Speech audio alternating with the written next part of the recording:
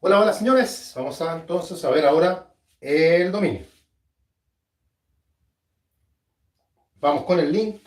Ahí se está compartiendo para que partamos entonces.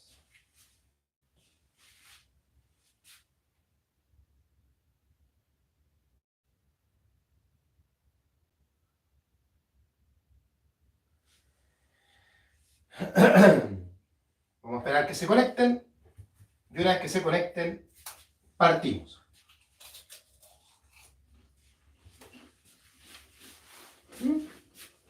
Ya hay algunos conectados ya.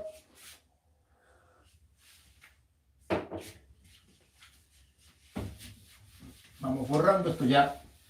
Lo subimos al WhatsApp ya, la foto de la pizarra.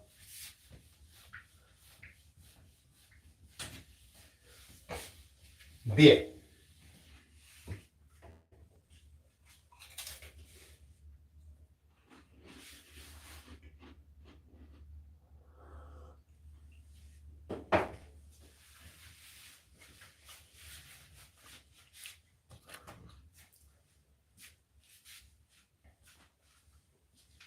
Hay poquitos conectados, pero hay.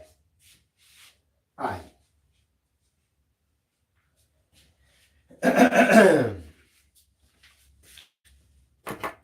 Vamos a esperar que aparezcan algunos más.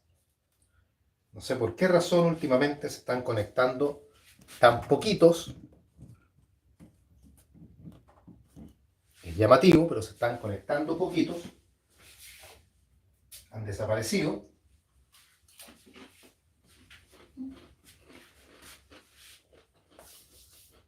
Es parte de, me imagino.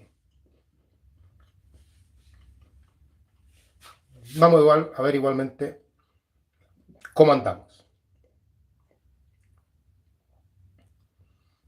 Ahí hay algunos más ya.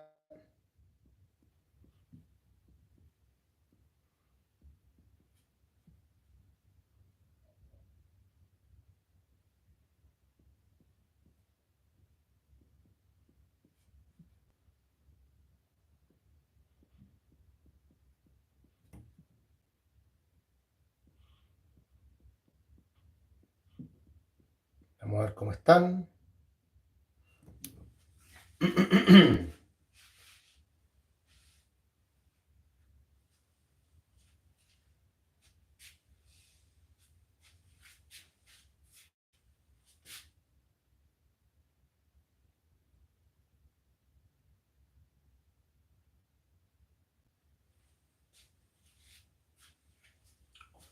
Ya, ahí aparecieron entonces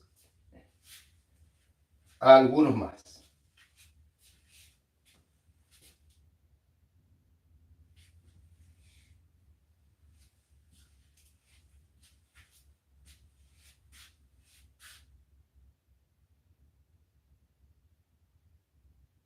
Vamos a partir entonces con el estudio del dominio.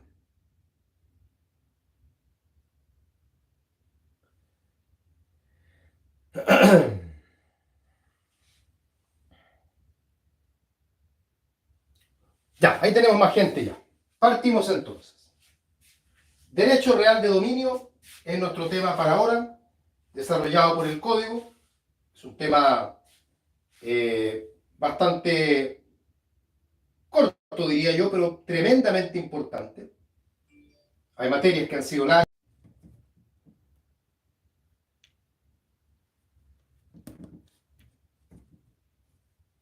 Ya, ya ahí están entonces. Vamos con el dominio. Concepto de dominio. Concepto legal de dominio. La definición de dominio la encontramos en el artículo 582. 582 que define lo que es el dominio. Y dice que el dominio, que se llama también propiedad, es el derecho real en una cosa corporal para gozar y disponer de ella arbitrariamente, no siendo contra la ley o contra derecho ajeno. No siendo contra la ley o contra derecho ajeno.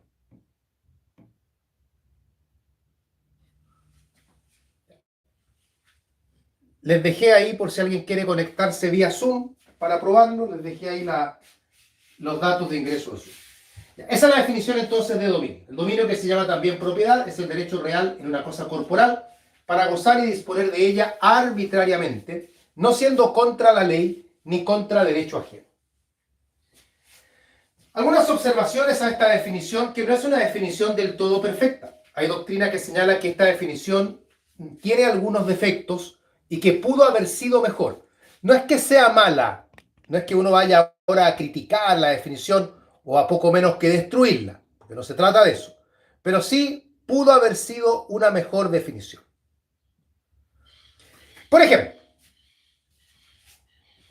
la definición señala que el dominio se ejerce sobre cosas corporales, cuando en realidad el dominio puede recaer tanto en cosas corporales como incorporales. No había ninguna necesidad de circunscribir la definición solamente a las cosas corporales. Ambas cosas debieron ser consideradas, tanto las corporales como las incorporales. Esa observación dejémosla como letra A. Dejémosla como letra A. Letra B, una segunda observación. En la definición no se señalan las principales características del dominio. No se señalan las principales características del dominio. El dominio tiene ciertas características que le son inherentes, que las vamos a ver en un momento más, y en este caso, las características, como lo veremos en la definición, no están presentes. Igual se señala alguna, por ejemplo, se dice que es un derecho real, pero hay otras características del dominio que no están contempladas en este caso. Letra C, estamos con las observaciones de la definición. De las facultades del dominio, en la definición solo se señala el goce y la disposición. Dice que el dominio sirve para gozar y para disponer de la cosa arbitrariamente, no siendo contra ley ni contra derecho ajeno. O sea, omite la facultad de uso. Algunos lo justifican, dicen que la facultad de uso va comprendida dentro de la facultad de goce, pero la verdad es que son facultades distintas y por ende la definición debió haberla señalado separadamente. Letra D, otra observación, la última que vamos a hacer. Desde un punto de vista gramatical se señala que no está bien el uso de la expresión arbitrariamente. El uso de la expresión arbitrariamente no está bien, debido a que un derecho que se ejerce de forma arbitraria es un derecho que se ejerce, por lo tanto, sin límites. Y en este caso el dominio tiene límites. Entonces hay una falta de concordancia, podríamos decir, una falta de coherencia entre que por un lado se nos diga que el dominio se ejerce de forma arbitraria y que por otro lado al dominio se le coloquen límites. O sea, no habría en ese sentido coherencia, no habría lógica. Estas son algunas observaciones entonces a la definición. No justifican dar una definición nueva, ¿ya? La definición que da el código es la definición que se tienen que aprender. No se necesita una definición diferente. Con esa definición está bien, pero apréndanse las observaciones para que sepan que eventualmente, si les piden que critiquen la definición o que la comenten, puedan hacer estos comentarios que acabamos de realizar. Sigamos. Tenemos el concepto entonces con sus observaciones. Pasamos ahora a las características del dominio. Características del dominio. Y aquí se van a dar cuenta que algunas de estas características importantes justamente no están presentes en la definición. Vamos viendo algunas de estas características. Número uno, es un derecho real. Primera característica, es un derecho real. ¿Qué duda cabe? Ahí alcanzo a ver a Betsabé, que está con el código en la mano. El código señala que es un derecho real. Dice, lo enumera, o sea, no lo enumera, lo menciona el artículo 577 también. De hecho, es al primero que menciona. No cabe ninguna duda de que el dominio es un derecho real. Y por ser un derecho real, tiene las características propias de todos los derechos reales. Por ejemplo, es erga omnes. Por ejemplo, está protegido por acciones reales. En este caso particular, el dominio está protegido por la acción reivindicatoria. Indiscutido entonces el que el dominio sea un derecho real. No se les vaya a ocurrir en un examen decir que es un derecho personal, por favor, porque eso es para reprobación inmediata, dice uno. Nunca hay reprobación inmediata en realidad, pero es para reprobar. Así que tengan ojo con eso. Segunda característica del dominio, es un derecho absoluto. En este caso, el carácter absoluto del dominio está dado porque el derecho real de dominio es el único de los derechos reales que concede todas las facultades: el uso, el goce y la disposición. Particularmente nos fijamos en esta última, porque la disposición es una facultad muy característica del dominio. Hay otros derechos reales que conceden facultad de uso, como el usufructo, por ejemplo. Hay otros derechos reales que conceden facultad de goce, como el mismo usufructo. El único derecho real que contiene facultad de disposición es el dominio, y por lo tanto se le caracteriza en ese sentido como un derecho absoluto. No es necesario que el dueño tenga que tener todas las facultades simultáneamente. Luego veremos que el dueño podría desprenderse de forma temporal de alguna facultad. ¿Ya? Eso no lo priva de ser dueño. Pero el dominio objetivamente se caracteriza entonces por ser absoluto, y ese carácter absoluto está dado por tener todas las facultades como parte de este derecho real: uso, goce y disposición. Tercera característica, es un derecho perpetuo. Ahí veo a Hilda también que está mirando el código. Muy bien, Hilda, hay que ver el código. Es un derecho perpetuo. ¿Qué significa que el dominio sea perpetuo? Más allá del dramatismo de lo perpetuo, que uno lo entiende como que va a durar para siempre, hasta el fin de los tiempos, no es tan así. Podría ser, pero la característica apunta en realidad a que el dominio dura más allá de la vida del titular. O sea, el dueño puede morir. De hecho, todos vamos a morir. El dueño va a morir en algún momento. Pero el dominio se va a mantener en el tiempo. Porque, por ejemplo, si yo soy dueño de un auto y yo me muero, el auto pasa a mis herederos. Y el mismo dominio que yo tenía pasa a los herederos. Y cuando ellos mueran, pasarán a sus herederos. Y así es probable que un mismo dominio se mantenga inalterado por cientos de años. He ahí el carácter perpetuo. Hacia allá apunta, hacia allá miramos cuando mencionamos esto de la perpetuidad. Entre paréntesis, siempre es bueno saber cómo se podría extinguir el dominio. Porque estamos viendo ya que el titular se muera no pone término al dominio. De hecho, si yo transfiero el derecho, el dominio tampoco se extingue. Simplemente, si yo transfiero, el mismo dominio va a pasar de un patrimonio a otro patrimonio. Pero ¿cómo podría extinguirse el dominio? ¿Cómo se pierde el dominio en términos de que el derecho se pierda? No de que yo pierda el dominio, sino que el dominio en sí como derecho se extingue. ¿Quién recuerda alguna causal de las que extingue el dominio?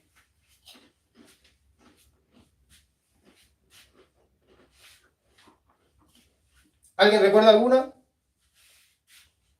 Giovanni.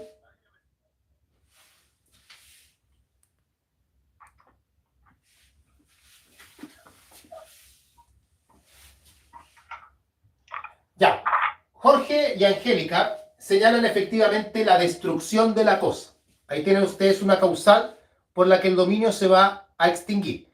Lógicamente hablando, dado que el dominio es un derecho real, necesita una cosa sobre la cual recaer. Si la cosa como tal se destruye, el dominio también se pierde. No podemos mantener un derecho real si no hay cosa sobre la cual este derecho recae. Jorge agrega también el abandono. Efectivamente, cuando el dueño abandona la cosa, y eso lo interpretamos como que él está renunciando al dominio, ese dominio se extingue. De hecho, si otra persona adquiere el dominio, lo tendrá que adquirir por ocupación y va a dar comienzo a un dominio nuevo. Y la otra forma de extinguir el dominio, la señala también Angélica, es por la prescripción. Joaquín también lo estaba indicando. Cuando opera la prescripción, La prescripción es un fenómeno que lo que provoca es extinguir el antiguo dominio y dar origen a un dominio nuevo. Entonces el dominio se extingue por destrucción de la cosa, por abandono o por prescripción. No por tradición, porque si yo enajeno, es el mismo derecho de dominio que va a ir de un patrimonio a un patrimonio B. Y lo mismo sucede en la sucesión por causa de muerte. El mismo dominio va del patrimonio del causante al patrimonio del heredero o del legatario según corresponde. Retomemos las características del dominio. Habíamos visto 1 es un derecho real, 2 es absoluto, 3 es perpetuo. 4. El dominio es único, exclusivo y excluyente. Único, exclusivo y excluyente. Estas tres palabritas que apuntan a lo mismo en el fondo implican que sobre una misma cosa solo puede haber un dueño. ¿Es uno? El dominio no se comparte. No se comparte. Hay un solo dueño de la cosa. Yo sé que muchos estarán pensando en las comunidades. Estarán pensando, bueno, pero ¿qué sucede cuando, por ejemplo, Pedro, Juan y Diego tienen en comunidad un auto? ¿No se supone que los tres son dueños del auto en ese caso? No, porque en el sistema chileno, en las comunidades, cada comunero es dueño solamente de su cuota. No es que cada comunero sea dueño del total. Y la cuota de Pedro es solo de Pedro. Y la cuota de Juan es solo de Juan. Y la cuota de Diego es solo de Diego. No es que Pedro sea dueño de todo el auto y Diego sea dueño de todo el auto y Juan sea dueño de todo el auto, sino que el dominio se divide en cuotas y cada cuota sigue teniendo un solo titular. He ahí lo de único, exclusivo y excluyente. Por eso, cuando una persona adquiere el dominio, necesariamente el que tenía el dominio lo pierde. No puede subsistir al mismo tiempo el dueño anterior y el dueño nuevo. 1, 2, 3, 4. Quinta característica, algo que ya se ha insinuado. El dominio es transferible y transmisible. El dominio es transferible y transmisible. Lo que quiere decir que el dominio se puede ceder por acto entre vivos y también si el titular muere, el dominio pasa a los herederos. Recuerden que transferir y todos los derivados de la palabra transferir suponen acto entre vivos y transmitir y todos sus derivados suponen causa de muerte. Eso siempre tenganlo presente para que cuando tengan que emplear las expresiones las ocupen bien, transferir y transmitir. Betsabe hace una pregunta y dice, profe, por ocupación, dice ella, ¿no tendría solo la mera tenencia, o sea, el uso y el goce, y no el dominio?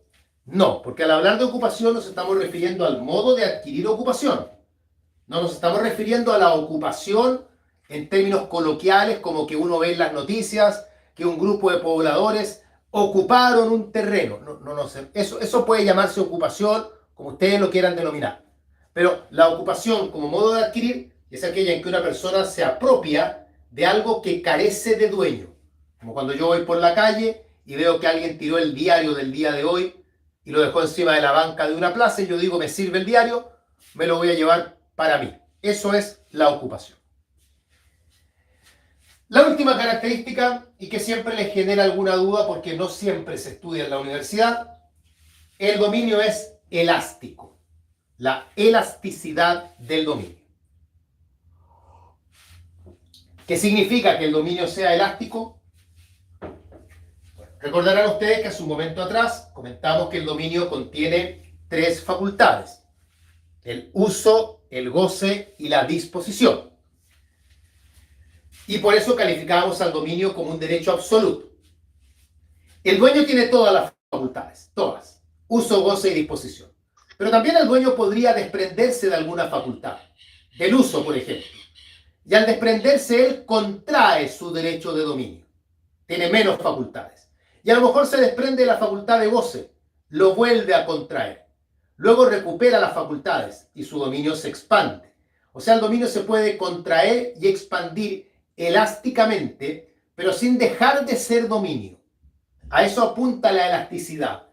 Algunos textos también hablan del dinamismo del dominio, como queriendo decir que el derecho de dominio es dinámico, por cuanto no necesariamente van a estar siempre todas las facultades.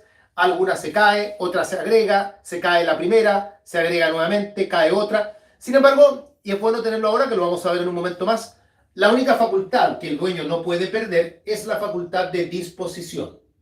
Podrá perder el uso, podrá perder el goce, tal vez los pierda porque él quiere, tal vez los pierda contra su voluntad, pero la de disposición nunca la va a perder porque, insisto, lo que dije hace un rato, esa es una facultad característica del dominio, la facultad de disposición, que ya veremos en un momento más qué significa disposición por lo demás. Eso entonces respecto a las características del dominio. Tenemos entonces concepto de dominio, observaciones al concepto, características. Y dentro de las características vimos también cómo se extingue el derecho de dominio. ¿Cómo vamos hasta acá? ¿Vamos bien? ¿Alguna duda, alguna pregunta? Cualquier cosa al WhatsApp.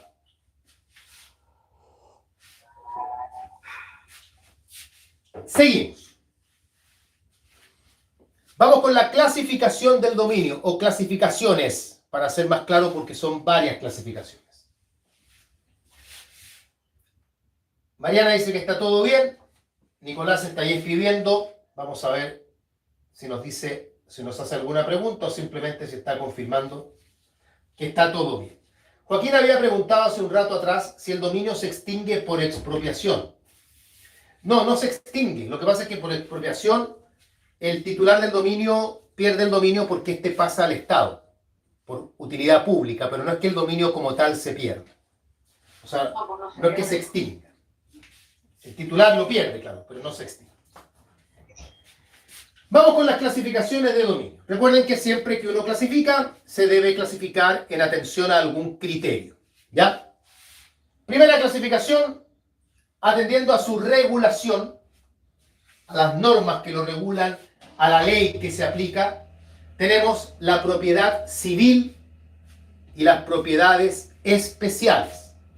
Propiedad civil, propiedades especiales. La propiedad civil es aquella que se rige íntegramente por las reglas que entrega el Código Civil. O sea, la propiedad civil se rige por el Código. Toda su normativa es la que regula el Código Civil. Es la regla general, por lo demás. Todos los que estamos acá en este momento somos dueños de algo. Por lo pronto, probablemente de la ropa que traemos puesta. Y nuestras propiedades son propiedades civiles. ¿Ya? Porque se rigen por las reglas del Código Civil. La propiedad especial es aquella que se rige en parte por el Código Civil, porque igualmente el Código Civil se aplica porque es norma supletoria, pero también se rige por otras leyes. O sea, se le aplican leyes especiales, además de aplicársele el Código Civil. En estas categorías, como propiedades especiales, tenemos, por ejemplo, la propiedad intelectual, la propiedad industrial, la propiedad indígena, la propiedad agrícola, que son tipos especiales de propiedad, como hay otras también, y que tienen legislación especial. Por lo pronto, la propiedad intelectual y la propiedad industrial tienen leyes que aparecen en el apéndice del Código Civil. No digo que las vean, no es necesario, pero ahí hay una demostración que hay dos tipos de propiedades especiales que están reguladas en el apéndice del código, que no es parte integral del código como ley. Segunda clasificación, atendiendo a las facultades que el dueño tiene. Y aquí, ojo, porque suelen caerse acá. Atendiendo a las facultades, tenemos la plena propiedad y la nuda propiedad. Plena propiedad, nuda propiedad. La plena propiedad es aquella en que el dueño tiene todas las facultades: uso, goce y disposición. Es también la regla general. Habitualmente el que es dueño tiene todas las facultades del dominio: uso, goce y disposición.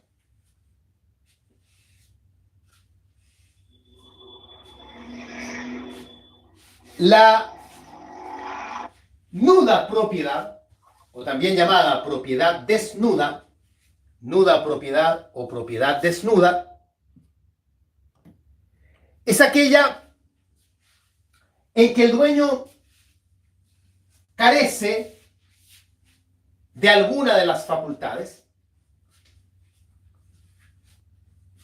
que puede ser de la facultad de uso o de la facultad de goce o de ambas, pero, y aquí está lo que suelen olvidar, por intervenir otro derecho real. O sea, hay otro derecho real involucrado.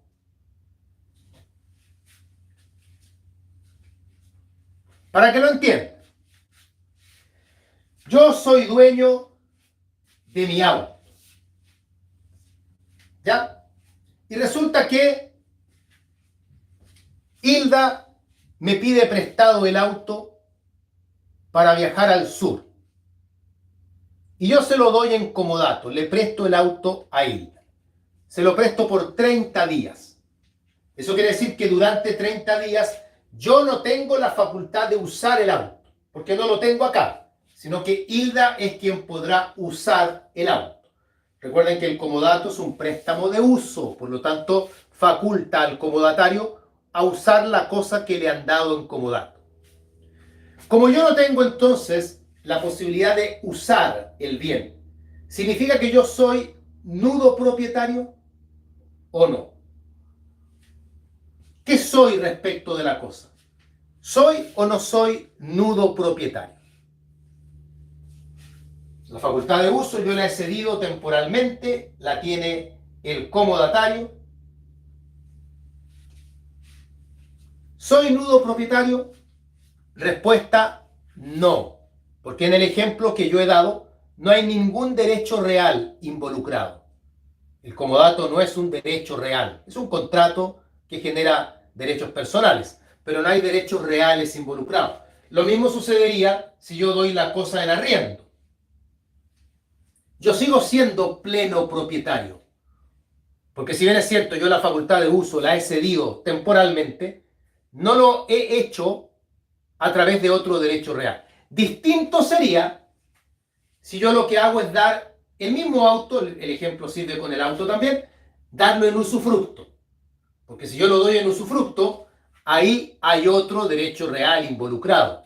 O lo doy bajo derecho real de uso o bajo derecho real de habitación. Claramente ahí el auto no serviría como ejemplo. Ahí se puede hablar de nuda propiedad porque hay otro derecho real involucrado. Entonces, ojo con eso. La nuda propiedad se presenta y los alumnos siempre contestan bien la primera parte. Hay nuda propiedad cuando el dueño no tiene todas las facultades. Y hasta ahí está bien, pero hay que agregar lo otro. Esto sucede porque está participando otro derecho real.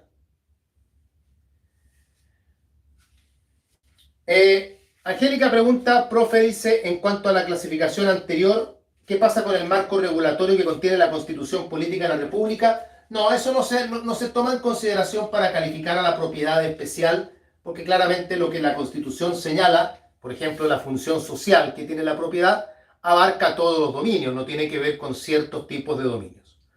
Betsabe dice, la nuda propiedad sería entonces una casa con alguna hipoteca. No, porque al dar la casa en hipoteca no se está privando ni del uso, ni del goce, ni de la disposición. No se trata solamente que haya un derecho real, sino que tiene que haber un derecho real que afecte las facultades de uso o las facultades de goce. La hipoteca no los afecta. El usufructo sí. Mi casa puede estar dada en hipoteca, pero yo sigo viviendo en mi casa. Y yo la puedo seguir dando en arriendo y obtener las rentas. Eso no se ve vulnerado por una hipoteca.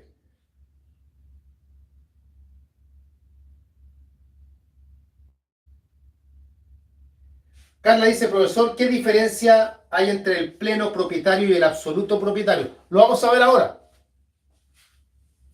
Porque hay otra clasificación que es la última, si están mirando el PowerPoint, que se refiere a la propiedad absoluta. No es lo mismo la plena propiedad que la propiedad absoluta, son cuestiones distintas. Ya vamos a llegar a eso.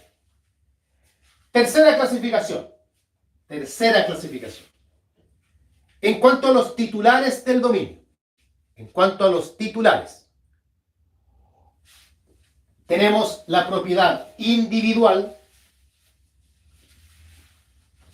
y la copropiedad. Propiedad individual la copropiedad. La pueden llamar comunidad también, pero ojo, comunidad y copropiedad no es literalmente lo mismo, porque la comunidad se da cuando se comparte un derecho en común, pero ese derecho puede ser cualquier derecho. La copropiedad, cuando ese derecho es el derecho de dominio, ¿ya? O sea, la copropiedad es un tipo de comunidad, pero hay otras comunidades donde el derecho que se comparte no es el dominio, sino que son otros derechos. Ahora nosotros estamos hablando del dominio, de la propiedad, por lo tanto se puede hablar de copropiedad. La propiedad individual es aquella en que el bien íntegramente le pertenece a una sola persona. El bien completo le pertenece a una sola persona. La copropiedad es aquella en que el bien se divide en cuotas y cada cuota tiene un titular distinto. El bien está dividido en cuotas y cada cuota tiene un titular distinto.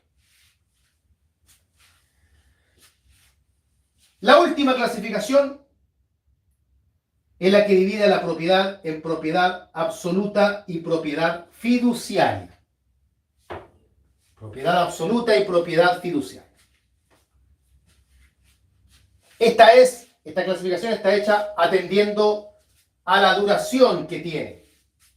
O también algunos textos por ahí dicen atendiendo a la estabilidad que tiene. Aquí vamos a partir al revés. Voy a explicar la propiedad fiduciaria primero. Y para esto voy a dar un ejemplo. Yo le transfiero el dominio de mi auto a Betsabé. Le transfiero el dominio de mi auto. El auto ahora le pertenece a ella. Da lo mismo el título, una compraventa si ustedes quieren, da igual, donación. Se le hace la respectiva tradición, Betsabé es la dueña del auto. Pero en el título, se señala que si de aquí a fin de año Betsabé no aprueba su examen de grado, el automóvil pasará a pertenecer a Hilda. O sea, el dominio le pertenece a Betsabé, pero hay una condición involucrada, una condición que supone para Betsabé perder el dominio. Si ella no aprueba su examen de grado dentro del año 2021, ella va a terminar perdiendo el dominio y ese dominio pasará a Hilda. Este es un ejemplo de propiedad fiduciaria. La propiedad fiduciaria, conceptualmente, es aquella en que el dueño está expuesto a perder su dominio a favor de otra persona, está expuesto a perder su dominio a favor de otra persona en caso de cumplirse una condición. Está expuesto a perder su dominio a favor de otra persona en caso de cumplirse una condición. En nuestro ejemplo, Betsabé, que es la actual dueña, se llama propietario fiduciario. Ese es el propietario fiduciario, el que tiene actualmente el dominio, pero tiene el riesgo de perder ese dominio. En nuestro ejemplo, Hilda, que es la persona que está con la expectativa de ser dueño, se llama fideicomisario. Esa parte, el que no es dueño actualmente, pero tiene la esperanza de llegar al dominio, se llama fideicomisario. La propiedad fiduciaria, entonces, es aquella en que el dueño tiene este riesgo, llamémoslo así, de perder el dominio si es que se cumple una condición. La propiedad absoluta es aquella en que el dueño no tiene este riesgo. El dueño no tiene el temor de perder el dominio porque haya una condición preconstituida para ello. Ustedes dirán, pero el dueño siempre puede perder el dominio. Claro, pero una cosa es perderlo porque yo sé que hay un título que me pone en jaque de perder el dominio porque hay una condición tendiente a ello, y otra cosa es que no la haya. Cuando no la hay, la propiedad se llama propiedad absoluta. La regla general acá claramente es la propiedad absoluta. Creo que nosotros los que estamos en clases, respecto de las cosas que somos dueños, todos somos dueños de propiedad absoluta. Es muy raro encontrar casos de propiedad fiduciaria. Puede haberlo, obviamente, no digo que no, pero no son tan habituales. Jair pregunta, profesor, ¿quién tiene la propiedad fiduciaria? ¿Puede enajenar el bien antes que se cumpla la condición? Sí, lo puede enajenar, pero la enajena con el gravamen. El gravamen de la propiedad fiduciaria va ahí. Porque el derecho se transfiere tal como uno lo tiene.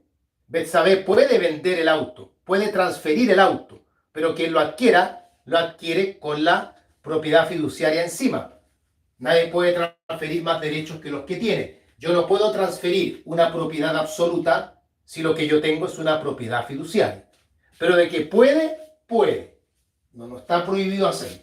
Se podría incorporar, no me quiero ya complicar, se podría incorporar en la propiedad fiduciaria una cláusula de no enajenar para evitar justamente que el propietario fiduciario enajene. Y en ese caso, la cláusula de no enajenar vale. Es de los pocos casos en que el legislador expresamente dice que vale la cláusula de no enajenar. Permite el legislador pactar una cláusula de no enajenar para evitar que el propietario fiduciario pueda enajenar la cosa, que es lo que está planteando como pregunta ahí Yair o Jair, no sé cómo decir. Bien, tenemos entonces la clasificación del dominio. Vamos a encender la luz. Ya. Pasamos al último tema dentro del estudio del dominio, que como les dije, como estudio como tal, es relativamente breve, no es tan extenso. Obviamente los modos de adquirir van después, son otras clases para eso.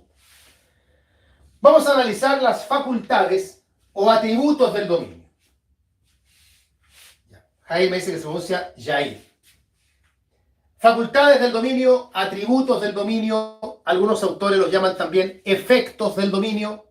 Siempre es bueno tener presentes estos nombres porque a veces en el examen uno se encuentra con que el profesor lo pregunta de maneras diferentes a como uno ha estudiado. Entonces uno se sienta y me dicen, hábleme los efectos del dominio. Y yo digo, chuta, ¿qué es eso?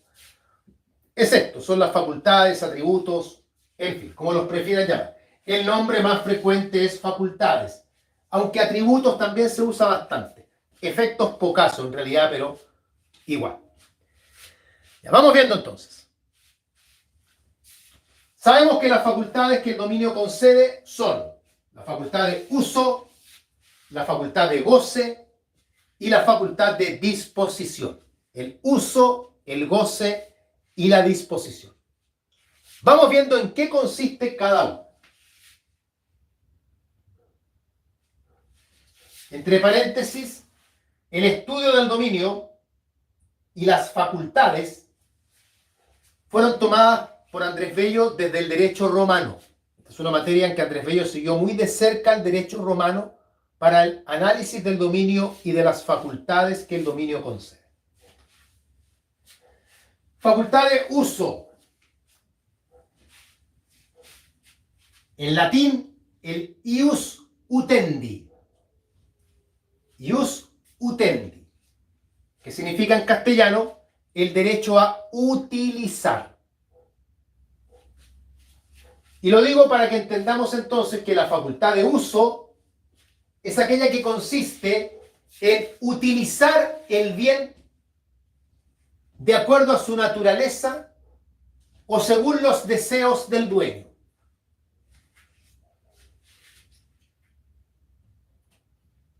Emplear la cosa para aquello que la cosa está destinada, entendiendo que el destino que la cosa tiene lo va a dar su propia naturaleza, pero también los caprichos que el dueño tenga.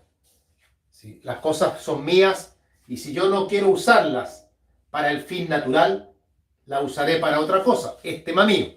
siempre y cuando no vulnere la ley ni vulnere el derecho ajeno. La facultad de uso, bien sabemos, no es una facultad exclusiva del dominio. El mero tenedor también puede usar, dependiendo si el título se lo permite. Ojo con eso. Un comodatario puede usar, un arrendatario puede usar, pero un depositario no puede usar. No asumamos automáticamente que por ser mero tenedor tenemos la facultad de uso. No. Lo que quiero que entendamos, sin embargo, es que no se necesita ser dueño para tener la facultad de uso. Por lo tanto, si bien es cierto, la facultad de uso es una facultad del dominio, no es exclusiva del dominio. Otras calidades también pueden otorgar la facultad de uso. Sabemos además que el dueño podría no tener la facultad de uso y en ese caso podría acercarse a la figura del nudo propietario. Esto, claro está, siempre que la facultad de uso no la tenga por haber intervenido algún otro derecho real. El usufructo, por ejemplo. Esa es la facultad de uso. Facultad de goce, conocida en su acepción latina como el ius fruendi, que significa el derecho a los frutos. Es muy característico porque efectivamente la facultad de goce es aquella que le permite al dueño aprovechar los frutos de la cosa. Los frutos y los productos. Aun cuando más adelante veremos que frutos y productos son cosas diferentes. El código, sin embargo, los toma como si fuesen lo mismo. Habla indistintamente de frutos o productos, pero son cosas distintas. Y voy a explicar rápidamente la diferencia porque veo que Hilda tiene una cara ahí de duda que me quedo mirando así con espanto. Me dice que no. Pero igual lo voy a explicar. La diferencia pasa por lo siguiente. Hay dos grandes diferencias. Una diferencia es la periodicidad. Los frutos se generan de forma periódica. Los productos no. Voy a dar ejemplos. Pero antes, la otra diferencia es el detrimento. Los frutos no provocan detrimento en la cosa. Los productos sí. Entonces, los clásicos ejemplos. Yo tengo una vaca y saco leche de la vaca. La leche es un fruto, porque la leche se da de forma periódica y no provoca detrimento en la cosa que en este caso es la vaca. Pero si yo a la misma vaca le corto una pata para ponerla a asar a la parrilla, la pata no le vuelve a crecer. Por lo tanto, no hay periodicidad y además el animal sufre un detrimento. Puede morir incluso. Lo que revela que la carne de la vaca es un producto. Lo mismo con los árboles. Yo tengo un durazno en el patio. Si yo saco duraznos, son frutos, porque los duraznos se van a volver a dar en la siguiente temporada y el árbol no sufre daño por el que yo saque los duraznos. Pero si yo al árbol le corto la madera no vuelve a generarse de forma periódica y además el árbol muere o bien se destruye o se daña significativamente. En estricto rigor, la facultad de goce está vinculada a los frutos y no a los productos. Pero como el código los trata por igual, usamos la expresión frutos y productos como si fuesen lo mismo, recogiendo la forma como el código los trata. Pero técnicamente, la facultad de goce solo me permite aprovechar los frutos, no los productos. La facultad de goce tampoco es exclusiva del dueño. Pueden otras personas tener facultad de goce sin tener dominio. Un arrendatario, por ejemplo. Si yo tomé en arriendo una parcela que tiene árboles frutales, yo puedo aprovechar los árboles frutales, porque tengo la facultad de goce. El usufructo también contiene facultad de goce, igual que la facultad de uso. Es más, yo se lo digo siempre en clase, si ustedes descomponen la palabra usufructo, es uso y goce. Usufructo. Uso de uso, fructo de frutas, de goce. Eso para que siempre se acuerden que el usufructo concede la facultad de uso y la de goce. ¿Puede el dueño carecer de la facultad de goce? Sí, no hay ningún inconveniente. Y será nudo propietario en la medida que pierda esa facultad a través de un derecho real, como podría ser el mismo usufructo.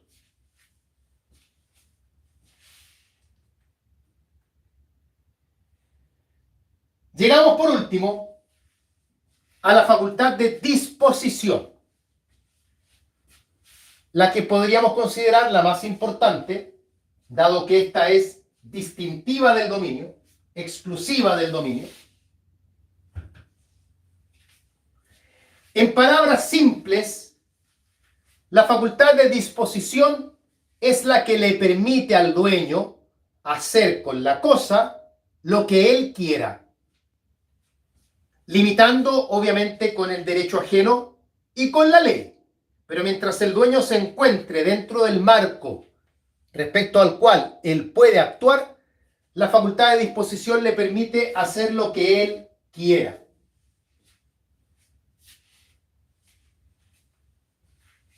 A diferencia de la facultad de uso y de la facultad de goce, esta es una facultad propia del dueño. Nadie más tiene la facultad de disposición. Es una facultad exclusiva del dominio. Y por lo mismo, el dueño no la puede perder, ni aún voluntariamente, a menos que el dueño decida desprenderse del dominio. Ahí perdería la facultad de disposición. Pero que el dueño pretenda seguir siendo dueño, pero perder la facultad de disposición, eso el legislador no lo permite. Van unidas ambas, el dominio y la disposición. Ahora bien,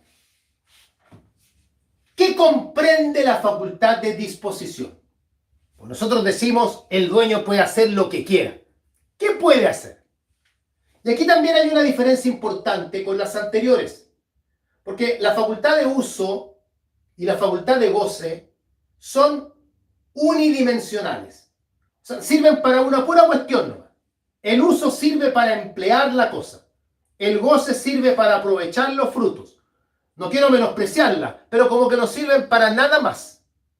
En cambio, la facultad de disposición sirve para varias cosas. Es más, para efectos didácticos, la doctrina divide a la facultad de disposición en dos aspectos. La doctrina dice que existe una disposición material o física y una disposición jurídica. Hay disposición material y hay disposición jurídica. En la disposición material encontramos lo siguiente. Letra A. Destruir. O sea, si el dueño quiere destruir la cosa, hágalo. Betsabé terminó con su pololo y quiere hacer, tira el oso de peluche, destruya el oso de peluche. No hay ningún problema.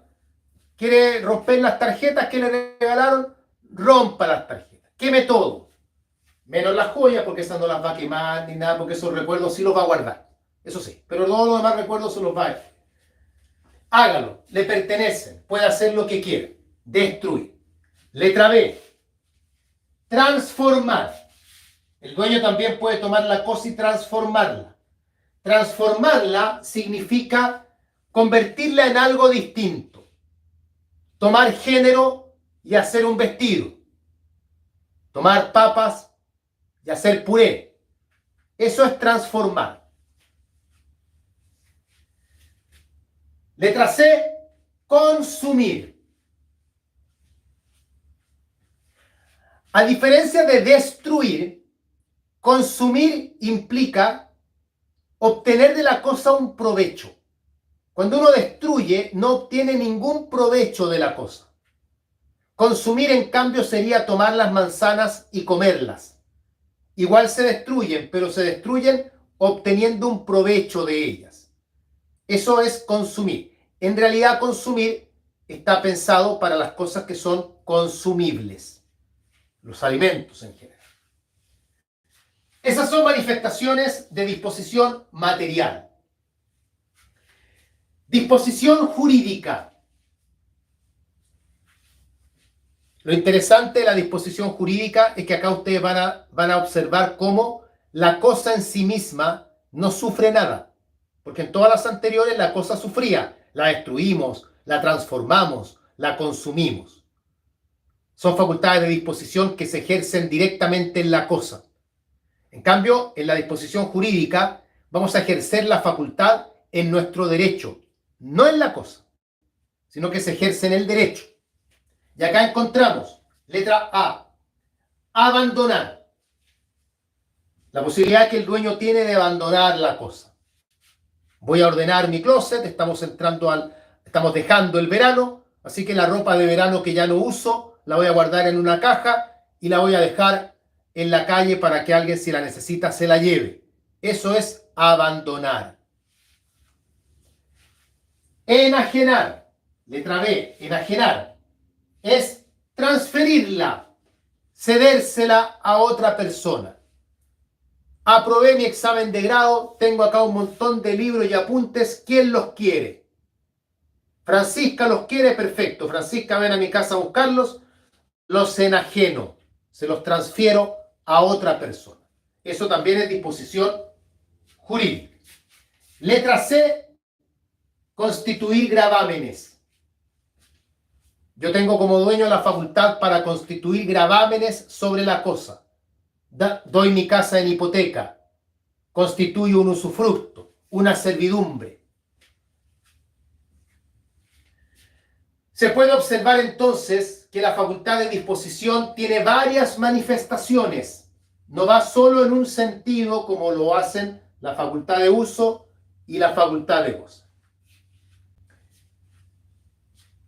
Ahora, esto es importante porque entendiendo que la facultad de disposición tiene varias manifestaciones, hay que comprender que, si bien es cierto, hemos dicho que el dueño no puede perder la facultad de disposición, sí podría verla limitada. Sí podrían haber fenómenos que lo limiten en alguna de estas manifestaciones. Y sin ir más lejos, y retomando materia que vimos el día lunes, me parece, cuando una cosa está embargada, por ejemplo, no se puede enajenar. Y ahí el dueño se ve privado de esa facultad asociada con la disposición. Pero tiene las otras. Pero esa en particular no la tiene. Porque el 1464, recordarán, dicen, hay un objeto ilícito de la enajenación de las cosas embargadas por decreto judicial. Una cláusula de no enajenar también le puede impedir disponer de la cosa en cierto sentido. Y así, por lo mismo, hay distintos contenidos que pueden coartar la facultad de disposición, pero perderla completamente no se puede. Preguntaba en el grupo, Yair, si acaso se puede destruir el dinero.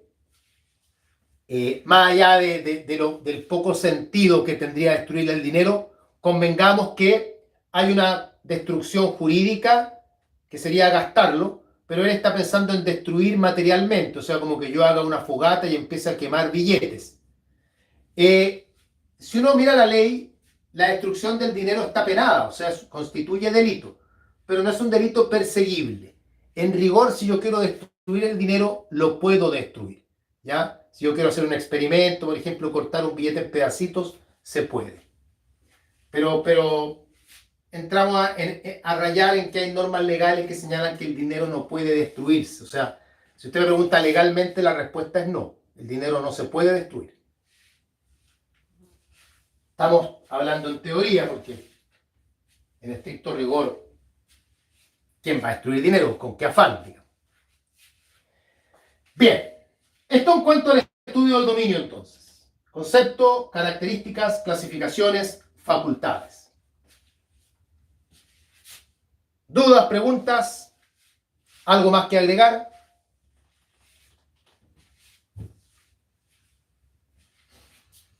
Ustedes me dicen, Hilda está bien, Betsabe, ¿también? ¿Sí? Bien. Cuando tengan los equipos cargados, voy a conectar la clase por Zoom también, ¿ya? Ahora tenía el otro equipo cargado, así que por eso la conecté. A mí me sirve Zoom porque veo a alguien, entonces por lo menos eso me da la sensación de estar en una clase al menos y puedo mirar la cara de los alumnos y me da esa perspectiva, digamos. Pero no todos usan Zoom, así que no. Lo que sí les voy a pedir a los que están por Zoom, que cuando quieran preguntar algo lo hagan a través de Zoom. O sea, levanten la mano y usen Zoom también para eso. Lo digo porque Betsabe estaba escribiendo en el grupo, no necesita escribir en el grupo para preguntar. Si está por Zoom, levante la mano nomás y me habla directamente. ¿Quiere preguntar algo? Pregunta entonces, Betsabe. Active su micrófono y pregunte. Buenas tardes. Hola. Buenas tardes, profe. Hablando del dominio, ¿cómo, por ejemplo, podríamos hacer una demostración del dominio materialmente, como por ejemplo vinculándolo a esta tramitación del Ministerio de Bienes Nacionales, del decreto ladrón? Sí. Porque ellos siempre indican demostrar el dominio. Sí. Y las personas, por ejemplo, en la pequeña y mediana propiedad no tienen el dominio porque hacen ese proceso legal como para hacer la demostración. Ya. Silencie su micrófono. Miren, en general cuando se pide probar el dominio, y no solamente en la situación que plantea Betsabe, sino que en general, cuando se requiere probar el dominio, en realidad lo que uno tiene que probar es la posesión. Pero la posesión que uno prueba en ese caso es la posesión material. Es decir, lo que a uno le están pidiendo es que uno demuestre que se ha comportado como dueño. Porque la lógica está en que si yo tuviese el dominio, no tengo para qué estar recurriendo a esa figura. Si estoy recurriendo a ella es porque quiero, entre comillas, regularizar. Y si somos sinceros, ese regularizar es tratar de llegar a un dominio que en realidad no tengo. Porque si lo tuviera, insisto, no estaría tomando ese camino. Es por lo menos demostrar que yo me he comportado como dueño. Y ahí entran figuras que el propio código describe, como por ejemplo demostrar que yo he construido en el predio, que yo he sembrado, que yo he cercado el predio, que mis vecinos me reconocen como que soy yo quien vive ahí, cosas de ese tipo, y al final eso es lo que uno intenta demostrar en la práctica. Jurídicamente, no olviden que, si bien es cierto, posesión no es lo mismo que dominio, si yo logro probar la posesión, me puedo amparar en la presunción de dominio. No olvidemos que el código, esto lo vamos a ver en las clases, señala que el poseedor se presume dueño. De tal manera que si yo pruebo la posesión, luego me amparo en la presunción de dominio. Entonces eso también sirve, porque uno podría decir, bueno, pero si te están pidiendo probar dominio, ¿qué sacas con probar la posesión? Posesión no es dominio. Y estoy de acuerdo, pero me encamina a una prueba de dominio. Porque probar el dominio es difícil. Todos deben recordar, a pesar que puede que no recuerden el detalle, pero recordarán de sus clases que los profesores siempre les decimos, probar el dominio es muy complejo. Probar la posesión es más fácil. Vamos a ver sobre eso cuando toque, digamos. Toca ver la posesión, ya hay que ver la prueba de la posesión. Y obviamente vamos a hablar también de la presunción de dominio. Nicolás cita a ese efecto efectivamente los artículos 924 y 925. Y Betsabe estaba preguntándolo ahí en el grupo también. Simón dice, profesor, ¿cuáles son las limitaciones del derecho de dominio? Las limitaciones del dominio se dividen en dos, limitaciones legales y limitaciones convencionales. En las convencionales hay autonomía de la voluntad, por lo tanto uno ahí podría empezar a inventar limitaciones. Dentro de las legales tenemos el usufructo, las servidumbres, el uso y la habitación, porque lo limitan en el sentido de que te quitan facultades. Ya por quitarte facultades, estás limitando tu derecho de dominio. Entonces, eso se entiende por limitaciones al dominio. O sea, el tema a nivel programático de universidad que se llama limitaciones al dominio tiene que ver con eso, con la cláusula de no enajenar, la misma propiedad fiduciaria también limita el dominio porque, volviendo al ejemplo que dábamos antes, Betsabe estaba siempre con este temor, o por un tiempo, con este temor de que puede perder el dominio si ella no lograba cumplir con la condición que era aprobar su examen de grado dentro del 2021.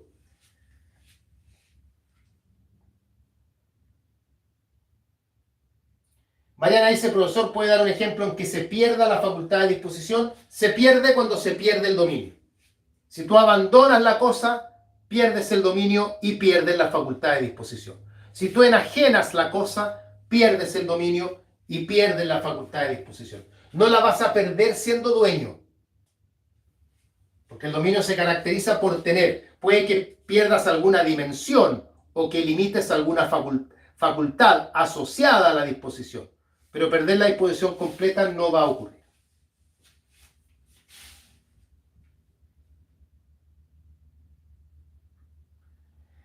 Ya, estamos entonces. René me dice que envíe la invitación. La mandé ahora, claro que la mandé cuando la clase ya había empezado ya, que es la foto que mandé hace un ratito, que está indicada ahí el número de reunión y la contraseña para ingresar. Esa va cambiando clase a clase, así que esa no la pesquen más.